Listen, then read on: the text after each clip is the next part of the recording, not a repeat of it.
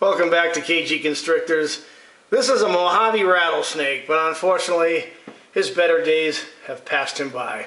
He is now a taxidermied piece of artwork in my home. And yeah, those fangs will never penetrate any flesh ever again. But the main reason why we're here today is to continue the Retics of KG Constrictors. Now this gorgeous man, or handsome man I should say, is Mr. Double Deuce. And he is a 2011 Golden Child. And he just shed his skin today. So now we can continue with the Retics of KG Constrictors. This guy is awesome. He was produced by Jay Brewer over at Prehistoric Pets. And if you look at the earlier videos of this guy, you will notice that his eyes are orange. Now his eyes are silver. So one of the cool things about Golden Childs, if he will get off my camera, get back into the frame, buddy, is that their eyes change color. They will go from orange to silver. And his eyes are silver. He is almost 3 feet long. He is eating decent-sized small rats. He was actually a twin. There was 2 retics in an egg, and he was the smallest of the 2, I understand. When I got him, he had not even eaten a meal yet, and he hadn't even had his first shed.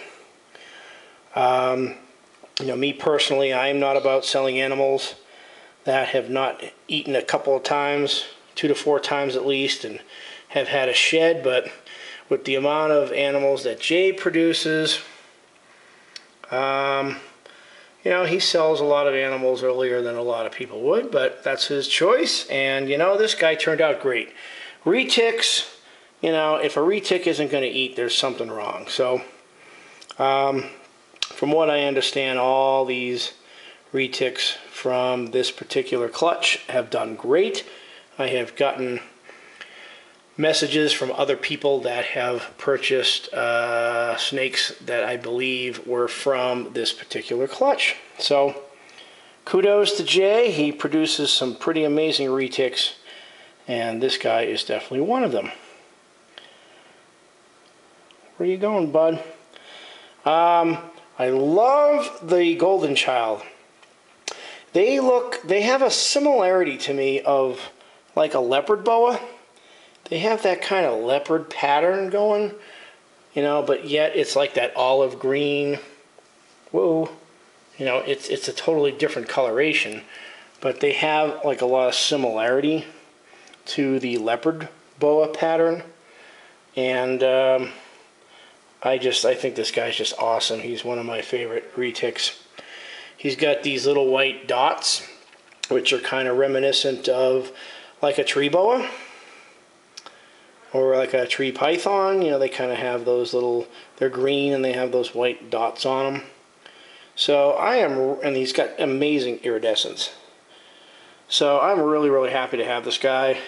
And thanks to my buddy Brandon Nixon, who is the one that actually got this animal at a reptile expo and worked a trade for my leopard female boa in order to get this guy. So thanks to Brandon of caramelboa.com.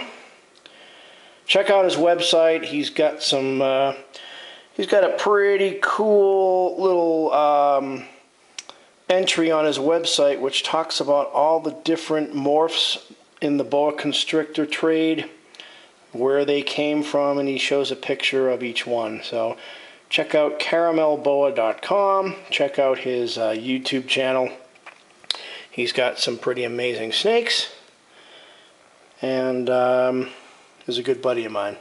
So thanks to Brandon for making this possible. Thanks for Jay Brewer of Prehistoric Pets for actually producing him. Where you going, buddy? Hey, chill. But he's doing great. He's got good color. He's got, I mean, everything about him is awesome. He's got a good temperament. He's very curious. And he just had an awesome shed Retics, unlike boa constrictors, seldom will shed in one piece. When they're smaller, they can tend to pull it off. When they get bigger, it just doesn't seem possible. Boa constrictors will do that, but like reticulated pythons have much thinner skin, and they really like humidity. So when they're younger, if you really keep their cage humid, you can get a complete shed, but their skin is so much thinner than a boa, and by the time they get older, usually it just kind of sloughs off.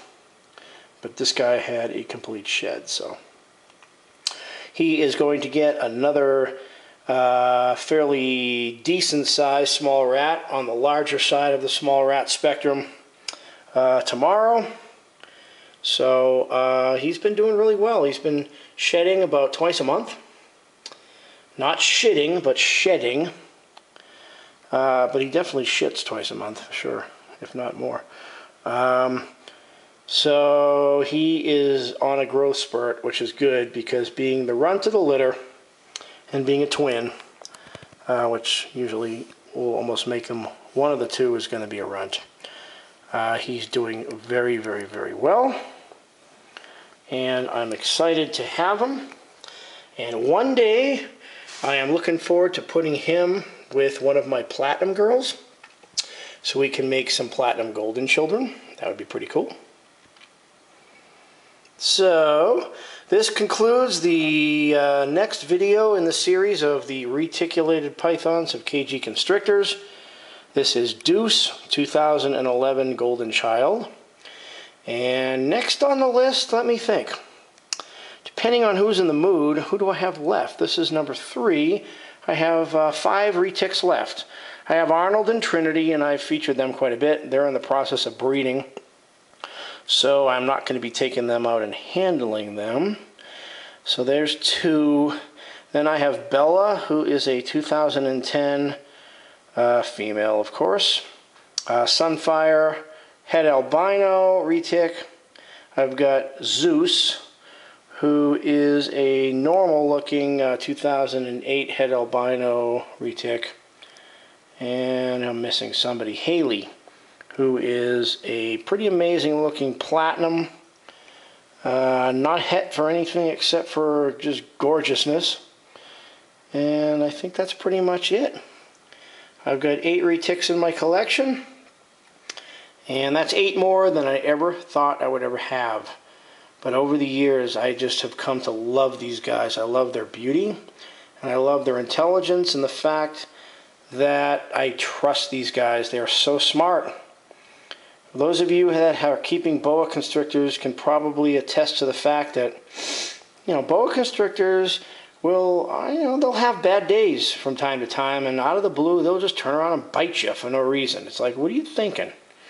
But the reticulated python, I've never been bit by a retic, knock on wood. Never been bit. And I believe that with a reticulated python, when you go into their enclosure, you got to make sure they're awake. Tap them with the hook. Make sure that they're awake, first of all, so they don't all of a sudden do a food response on you. And, that's kind of what it's all about.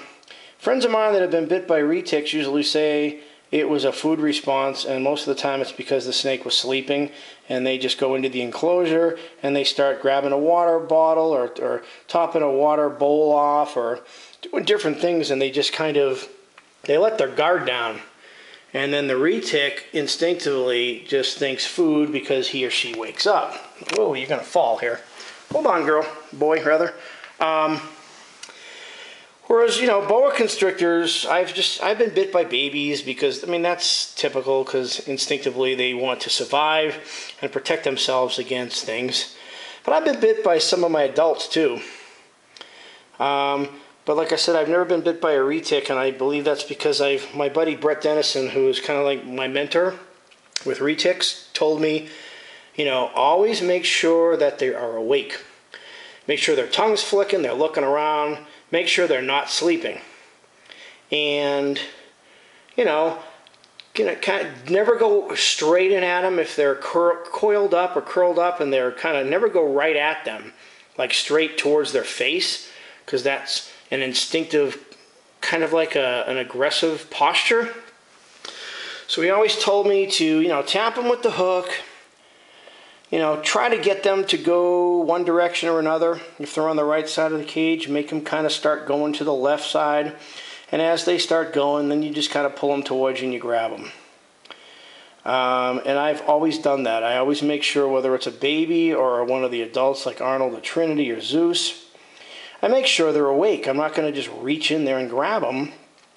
So I make sure they're awake, and I make sure that they're in kind of the retreat mode, if you will, that they're headed to one direction or the other before I pull them towards me. I never go directly in at them. And I think as long as I practice that, I will be good to go. Make sure they're awake, tap them with the hook.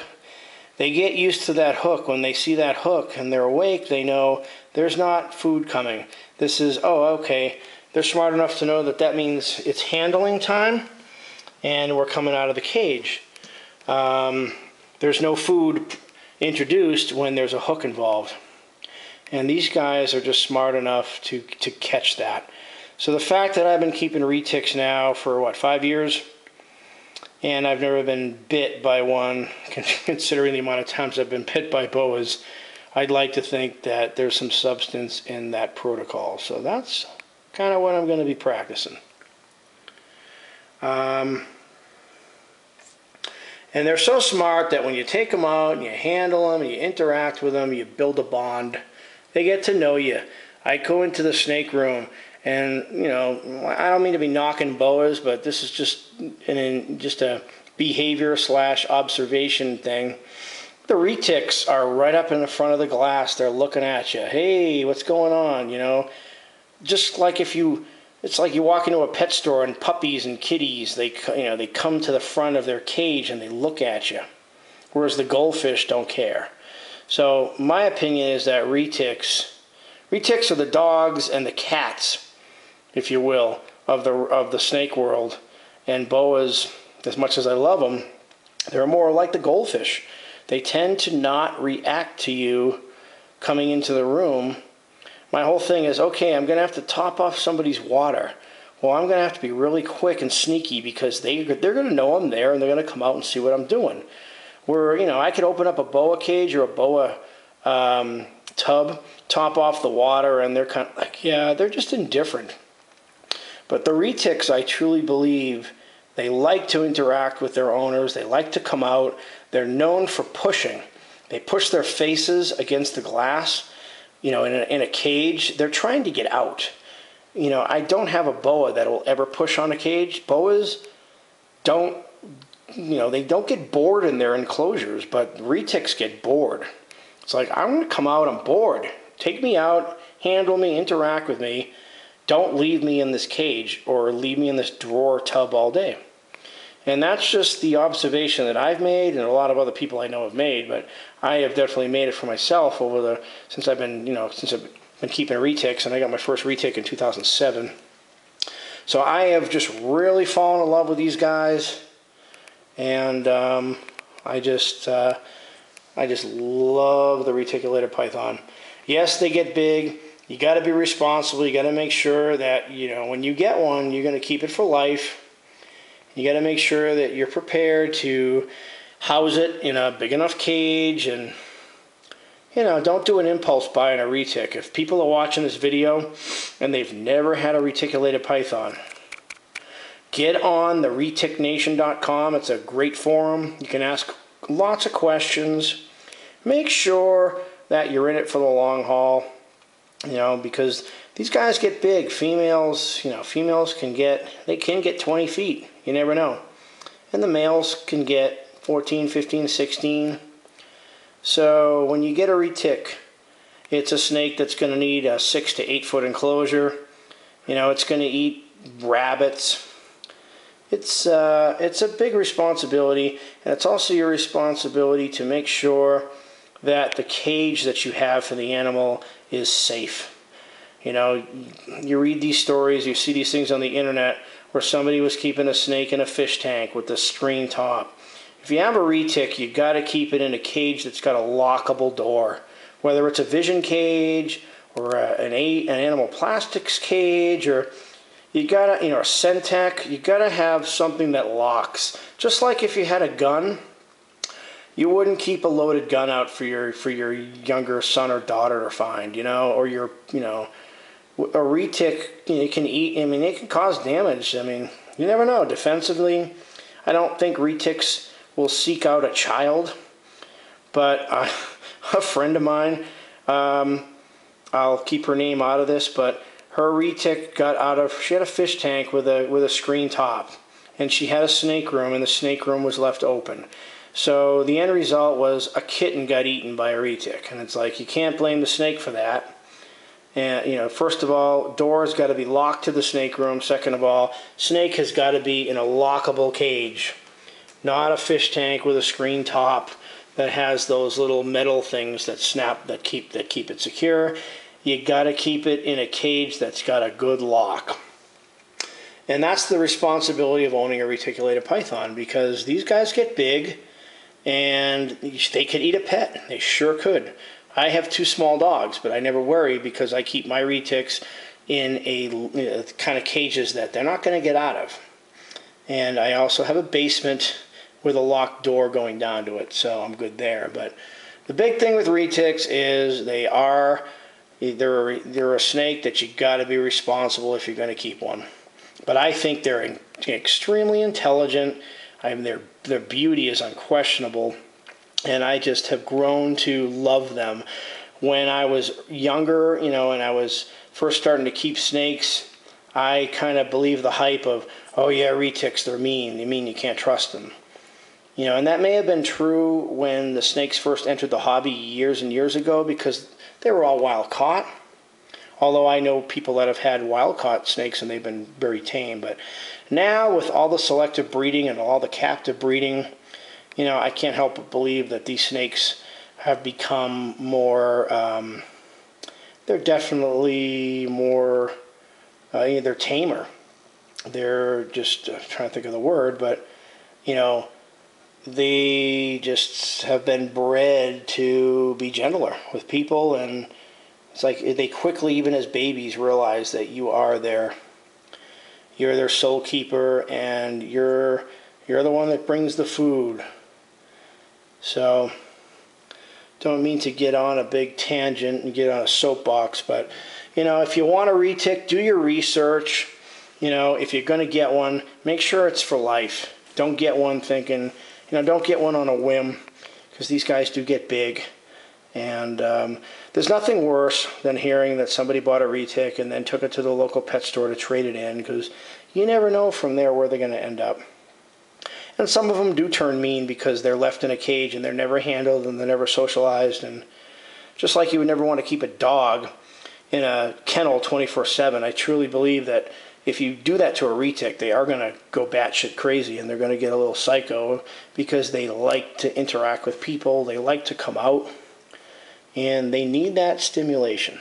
So, anyways, I am going to put this guy back in his cage. Thank you very much for listening to me ramble, and looking at Mr. Deuce here. He's just incredible, isn't he? This guy is just so wicked. He's wicked. Look at the eye. So next up, I don't know who it's going to be. It's either going to be Arnold, or Trinity, or Haley, or Zeus. Or Bella. So I got 5 to choose from. We'll see who's in the mood, who's not in shed, and all that fun stuff. And we'll get another video together in a couple days. Thanks a lot for checking in. I appreciate it. If you haven't subscribed, go ahead and click that subscribe button.